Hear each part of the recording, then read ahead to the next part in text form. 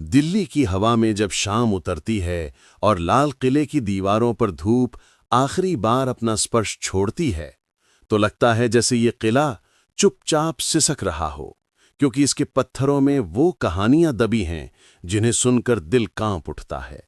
1638 में शाहजहां ने इसे अपने सपनों की राजधानी के लिए बनवाया था।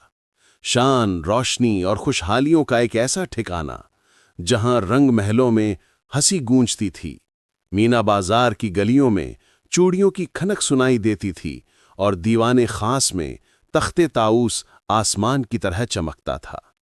लेकिन कौन जानता था कि यही किला एक दिन टूटे सपनों, उजड़ी महफिलों और बहते खून का गवाह बनेगा।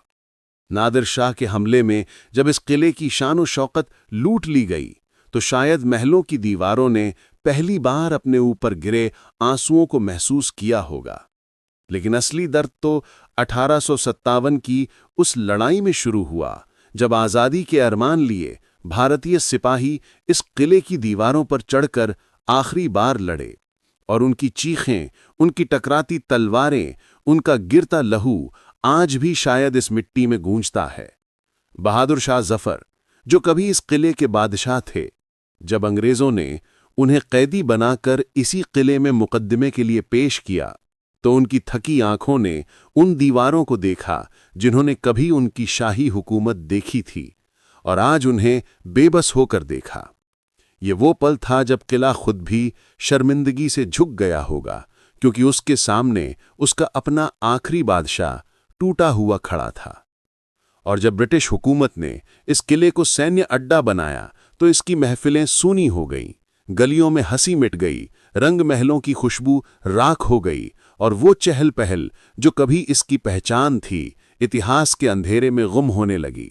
किला चुप रहा, बस चुप।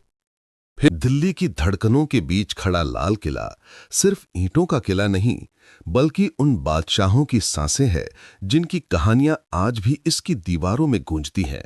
जहां दीवाने आम में बादशाह आम लोगों की आवाज सुनता था और न्याय की उम्मीदों को राजसी शब्दों में बदलता था, तो वहीं दीवाने खास में सत्ता के सबसे गहरे राज, सबसे खामोश फैसले और वो नक्काशीदार संगमरमर चमकता था जिस पर लिखा था, अगर फिरदौस बर रूए ज़मी अस्त। रंग महल की रंगीन दीवारें शहजादियों की हंसी, उनकी बातें और नहरे बहिश्त की बहती ठंडी धारा को आज भी याद करती हैं। खास महल की संगमरमर कक्षों में बादशाह की निजी दुनिया के सुख दुख छिपे हैं। मुमताज महल आज एक संग्रहालय बनकर उन शाही औरतों की जिंदगी, जेवरात और तहजीब की गवाही देता है जो कभी इन गलियारों में चुपचाप चलती थीं। और इन सब के बीच बहती नहरे बहिश्त किले को एक ऐसी ठंडक देती थी जैसे इतिहास आज भी सांस ले रहा हो।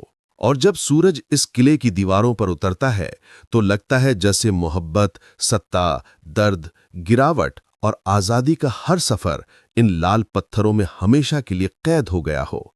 क्योंकि लाल किला सिर्फ